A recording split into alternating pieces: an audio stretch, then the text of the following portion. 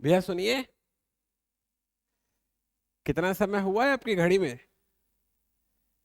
ये वो सवाल है जिसका जवाब हम दिन में 10 दफा 10 अलग अलग लोगों को दे रहे होते हैं।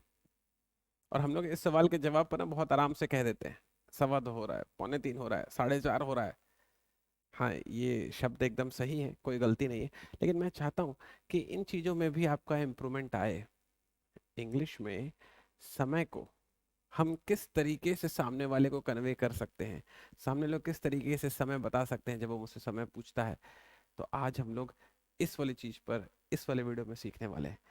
ये वाला वीडियो हम सारे बच्चों के लिए बहुत ही ज़्यादा इंपॉर्टेंट होने वाला है, क्योंकि मैं आप बच्चों के लिए स्पोकन इंग्लिश के पॉइंट ऑफ व्यू से धीरे धीरे धीरे धीरे इंग्लिश के कुछ ऐसे टर्म्स लेकर आ रहा हूँ जिससे आपका जो वर्ड पावर है वो बढ़ता चला जाएगा। स्वागत है आप सभी का आपके अपने यूट्यूब चैनल पर। मैं हूँ राकेश चलेजा। शुरू करते हैं telling the time in English. Telling the time in English के लिए सिर्फ ये एक फोटो ही हमारा सारा प्रॉब्लम सॉल्व कर सकती है।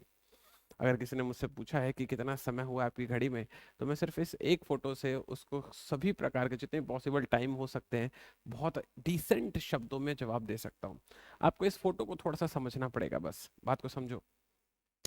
ये जो बॉक्सेस बने हुए हैं ना, ये दरअसल बॉक्सेस बने, ये बॉक्सेस जो बने हुए हैं, ये बॉक्सेस आप दिमाग में डालिए किस चीज को बताते हैं। ये बॉक्सेस बताते हैं कि बड़ा कांटा कहाँ पर है। ठीक है, ये वाले बॉक्सेस ये बताएंगे कि बड़ा कांटा कहाँ पर है। मान लिया बड़ा वाला कांटा 12 में होगा तो हम बोलेंगे ओ क्लॉक। कैसे सर? मान लिया भाई बड़ा वाला कांटा 12 में है, छोटा वाला 1 पर है, तो हम बोलेंगे 1 o'clock। बड़ा वाला 12 पर है, छोटा वाला 2 पर है, 2 o'clock। बड़ा वाला 12 पर है, छोटा वाला 3 पर है, 3 o'clock। समझ गए? तो जब भी बड़ा वाला कांटा 12 पर होगा तो हमेशा क्या वर्ड यूज करेंगे आप? ओ क्लॉक। बड़ा वाला कांटा अगर 1 पर हुआ तो आप बोलेंगे 5 पास्ट। इसका मतलब यह है कि 5 मिनट जो है बीत चुके हैं। पॉइंट है सुनने? इसका मतलब अगर मान लिया आपको घड़ी में कुछ इस तरीके से दिखाई दे रहा है, बात को दरअसल समझने की कोशिश करो। आपको अगर घड़ी में कुछ इस तरीके से दिखाई दे रहा है, मान लिया ये घड़ी है, ये छोटा वाला कांटा है जो मेरा 3 पर है, और ये बड़ा वाला कांटा है जो मेरा 1 पर है। तो हम हिंदी में इसको बोलते हैं कि 3:05 हुए हैं।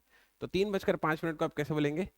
5 past 3, क्योंकि छोटा वाला कांटा 3 पर था।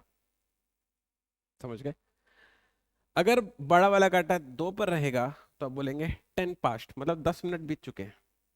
जैसे उदाहरण के लिए अगर 4:10 हुआ होगा तो आप बोलेंगे 10 past 4। समझ गए? अगर बड़ा वाला कांटा 3 पर है तो आप कहेंगे क्वार्टर पास्ट। क्या कहेंगे अपन? Quarter past. ये रहा वो। ठीक है, मतलब अगर मान लिया उदाहरण के लिए कि 2:15 हो रहा है तो आप बोलेंगे क्वार्टर पास्ट 2। समझ गए? बड़ा वाला कांटा अगर 4 पर है, इसका मतलब 20 मिनट बीत चुके हैं, तो आप बोलेंगे उदाहरण के लिए अगर 5:20 हो रहा है तो 20 past 5। बड़ा वाला कांटा अगर 5 पर है, इसका मतलब कि 25 मिनट बीत चुके हैं। लेट्स उदाहरण के लिए 7:25 समय हो रहा है तो आप बोलेंगे 25 past 7। समझ गए? ये वाला एक हाफ कंप्लीट हो गया। किस तरीके से आपको आगे चलकर सभी को समय बताना है। और जब मान लिया बड़ा वाला कांटा 6 पर आएगा, मतलब कि एक आधा सर्कल पूरा बीत चुका, तो अपन उसको बोलेंगे हाफ पास्ट।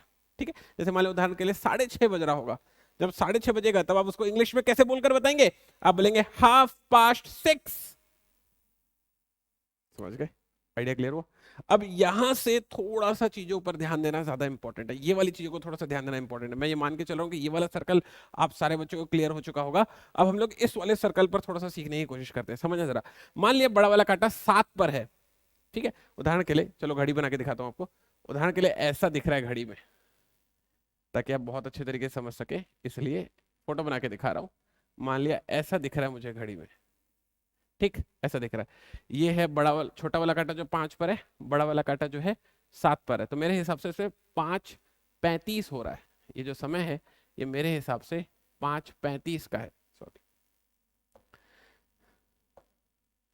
ये जो समय है ये दरअसल 5:35 का है। ठीक है, अब 5:35 मैं हिंदी में बोल लेता हूँ। अगर मेरे को इंग्लिश में बोलना है तो फिर मैं किस तरीके से बोलूंगा, समझना। दरअसल जो 5:35 है ना, इसका मतलब ये है बच्चे लोग कि 6 बजने में ना 25 मिनट बचा हुआ है। तो इंग्लिश में ना हम लोग थोड़ा सा घुमा कर बोलते हैं। कैसे घुमा कर बोलते हैं कि हम लोग 5:35 सीधा नहीं बोलते इंग्लिश में। हम लोग ये देखते हैं कि अगला घंटा होने में कितना समय बचा हुआ है। तो अगर बड़ा वाला कांटा 7 पर है, इसका मतलब कि अगला घंटा होने में 25 मिनट बचा हुआ है। एग्री करते हो? 5:35 का मतलब ये है कि 6 बजने में 25 मिनट बचा हुआ है। एक्सेप्टेड है? तो वो जो 25 मिनट बचा हुआ है अपन उसको कैसे बोलेंगे? 25 to। ठीक है, तो अगर मान लिया आपको 5:35 इंग्लिश में बोलना है तो आप बोलेंगे 25 to 6। समझो जरा मैंने क्या बोला। अगर आपको 5:35 इंग्लिश में बोलना है तब आप कैसे बोलेंगे? 25 to 6। यहां पर मैंने 5 नहीं बोला, आई बात समझ में? लेकिन अगर आपको मान लिया 5:25 अगर इंग्लिश में बोलना होता तो आप बोल रहे होते 25 past 5। फर्क समझो दोनों में। आप 5:25 कैसे बोलेंगे? 25 past 5। आप 5:35 कैसे बोलेंगे? 25 to 6। मस्त तरीका है ना एकदम, मानते हो? मैं चाहता हूं आपको ये लेवल अचीव करना है इंग्लिश में। स्पोकन इंग्लिश का ये पार्ट है। आपकी जो स्पोकन इंग्लिश है वो भी थोड़ी थोड़ी सी बेहतर होनी चाहिए। तो आई थॉट कि एक बढ़िया वाला सेशन आप बच्चों के पास लेकर आया जाए। इस वाले सेशन में आप आगे से इंग्लिश कंप्लीटली, आगे से टाइम कंप्लीटली इंग्लिश में बोलना स्टार्ट कर देंगे। ये मेरा प्रॉमिस है आपसे। पटाख से फिर से सुनते हैं। अगर बड़ा वाला कांटा 8 पर है, इसका मतलब अगला घंटा होने में 20 मिनट बचा होगा। तो मैं कैसे बोलूंगा? 22। ठीक है, अब किस चीज के लिए? उदाहरण के लिए चलो मान लेते हैं, लेट से कि 7:40 हो रहा है। ठीक है, लेट से कि 7:40 हो रहा है। अब अगर 7:40 हो रहा है तो 8 बजने में 20 मिनट बचा हुआ है, तो अब उसको कैसे बोलेंगे? 22 to 8। इस तरीके से पहली बात मान रहा हूं कि आपके जुबान पर एकदम फिक्स है कि भाई 7:40 हुआ है, तो सामने वाले को बोलो 7:40 हुआ है, खत्म हो गई बात। बात को समझो ना। बोलने को तो आप समय न भी बोलो उसको तभी वो जिंदा रह लेगा। लेकिन मैं चाहता हूं कि जब आप पढ़ाई कर रहे हैं, जब आप चीजों को सीख रहे हैं, तो फिर थोड़ा तो यार जो लोग सड़क पर चल रहे हैं उनसे हमारा डिफरेंस फील होना चाहिए ना। मतलब जो लोग सड़क पर चल रहे हैं वो लोग भी काम कर रहे हैं, वो लोग भी जो है अपने अपने चीजों को देख रहे हैं, आप भी काम करो अपनी अपनी चीजों को देख रहे हो, लेकिन उनमें और आप में फर्क क्या है? ये छोटी छोटी चीजों से तो डिफरेंस क्रिएट होगा ना, जिसको अपन कर्टसी बोलते हैं, है ना। मतलब मैं ये कहने की कोशिश कर रहा हूँ कि जब आप खाना खा रहे होते हैं और मान लिया आप किसी अच्छे, लेट से फॉर एग्जांपल 5 स्टार रेस्टोरेंट पे जाते हैं और वहां पर आप कांटा और छुरी से अगर चीज़ों को हैंडल करते हैं, खाना खाने की टेक्निक होती है ना। अगर आप कांटा छुरी से अगर चीज़ों को हैंडल कर रहे हैं, कट कर रहे हैं, और स्पून से या फोक से जो है उसको अपने मुंह पे ले रहे हैं, तो समझो कि मतलब एक आपका अलग ही लेवल दिखाई देगा। अब नाउ यू में से आपके मन में फीलिंग आ रही होगी, सर क्या जरूरत है कांटा छुरी से खाने की? मैं फोक और नाइफ से नहीं खाऊंगा, मैं तो सर हाथ से पूरा सान सान के पूरा लड्डू बना बना के खा लूंगा। खा लो तुम लड्डू बना बना के। आप इस वाली बात को समझो। थोड़ा सा जो फर्क है ना वो हमको मेंटेन करके रखना है। इवन मैं तुमको ये भी बात बता रहा हूँ कि जब यूपीएससी एग्जाम बच्चे का निकलता है तो उसकी आईएएस के लिए जो ट्रेनिंग होती है, 6-8 महीने 1 साल की जो भी उसकी ट्रेनिंग चलती है, तो जब ऐसे आप अगर सीजीपीएससी का या कोई एग्जाम निकालोगे तो आपकी भी ट्रेनिंग चलेगी। तो जब आपकी ट्रेनिंग होगी तो उस वक्त आपको ना ये छोटे छोटे से मैनर्स सिखाए जाएंगे कि आपको किस तरीके से कुर्सी पर बैठना है, आपको किस तरीके से सामने वाले से बात करनी है, आपको किस तरीके से खाना खाना है। ये छोटी छोटी चीजें आपको सिखाई जाएंगी। तो आप जो है अगर मान लिया एक बड़े अधिकारी हैं, है ना, और आपका उठने बैठने का जो वे है वो एक जेंटलमैन की तरह नहीं है, हम्म, तो समझो कि भले ही आप बहुत ही ऊंची पोस्ट पर क्यों ना हो, लेकिन अगर थोड़ा सा जो हम लोग एक डिसेंट वे में अगर साउंड नहीं करते हैं तो सामने वाला भी उसी तरह से रिस्पेक्ट देगा ना अपने को। तो हल्का सा इन चीजों को भी हमको अपनी लाइफ में डालना है। ठीक है, मेरी बात मानता हूँ कि अगर 7:40 हो रहा है तो आप किसी को भी 7:40 हो रहा है बोलकर बता सकते हो, लेकिन अगर आप उसको बोलते हो इट इज 20 to 8, आपकी तरफ वो देखता ही रह जाएगा कि भाई क्या बोल गए आदमी। ठीक है, चलो फिर से सुनते हैं। मान लिया जब बड़ा वाला कांटा 9 पर होता है तब उसको बोलते हैं क्वार्टर टू। क्वार्टर टू इसलिए क्योंकि अभी अगला घंटा होने के लिए 15 मिनट बचा हुआ है। तो जैसे उदाहरण के लिए मान लिया कि भाई आपको बोलना है कि 8:45 हो रहे हैं, ठीक है, 9:45 हो रहे हैं, तो आप 8:45 नहीं बोलोगे आगे से, 9:45 नहीं बोलोगे आगे से, क्या बोलोगे? It is quarter to 10। इस तरीके से आगे बात समझ में? ठीक है, यहाँ तक आइडिया क्लियर है? चलो फिर से देखते हैं। मान लिया बड़ा वाला कांटा 10 पर है तो आप कैसे बोलोगे? 10 to, मतलब अगला वाला घंटा होने में 10 मिनट बचा हुआ है। जैसे मान लिया उदाहरण के लिए लेट से 8:50 हो रहा है, ठीक है, तो 8:50 आप कैसे बोलोगे? इट इज 10 to 9, ऐसा। ठीक है, 5 to, बड़ा वाला कट अगर 11 पर है, मतलब अगला वाला घंटा होने में 5 मिनट बचा हुआ है, लेट से उदाहरण के लिए 8:55 हो रहा है, तो 8:55 को आप कैसे बोलोगे? इट इज 5 to 9, ऐसा। और अगर बड़ा वाला कट्टा 12 में आ जाए तो भाई ओ क्लॉक यूज कर लेना, 9 o'clock। ठीक है, कंफर्टेबल है सारे बच्चे लोग? इस वाली एक फोटो से मुझे उम्मीद है कि आप सारे बच्चों को जो समय है वो इंग्लिश में बोलना आ चुका होगा। एक बार इस वाले सेशन को दोबारा सुन लेना अगर कहीं भी कष्ट हुआ हो तो। मैंने एक चार्ट भी बनाई है आप बच्चों को समझाने के लिए, इस वाले चार्ट से मैं सारी चीज़ें आपको बहुत आराम से कन्वे कर दूंगा, इत्मीनान से रिलैक्स होकर देखो।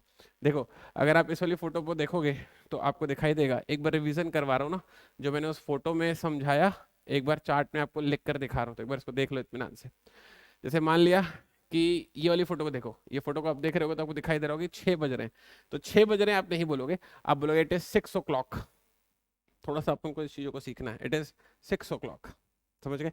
अब आप इस वाली फोटो को देखो, आपको दिखाई दे रहा होगा 6:05 बज रहे हैं, तो आप 6:05 नहीं बोलोगे, इट इज 5:06 बोलोगे। देखा, बताया था ना, जब 5 मिनट बीत जाते हैं तो अपन उसको पास्ट वाले वर्ड से समझाते हैं। ठीक है, अब इस वाली फोटो को देखो, आपको दिखाई दे रहा होगा 6:15 हो रहे हैं, तो आप 6:15 नहीं बोलोगे, आप बोलोगे इट इज 6:15। आप ऐसे शब्दों का हमेशा प्रयोग करोगे। इसका मतलब यह है, पास्ट का मतलब यह है कि क्वार्टर मतलब एक चौथाई हिस्सा, एक चौथाई हिस्सा मतलब 15 मिनट, तो 15 मिनट बीत चुके हैं 6 बजने में, 6 बजकर 15 मिनट बीत चुके हैं, इसका मतलब 6:15 हो रहा है, ऐसे आपको बोलना है। ठीक है, चलो फिर से कोशिश करते हैं।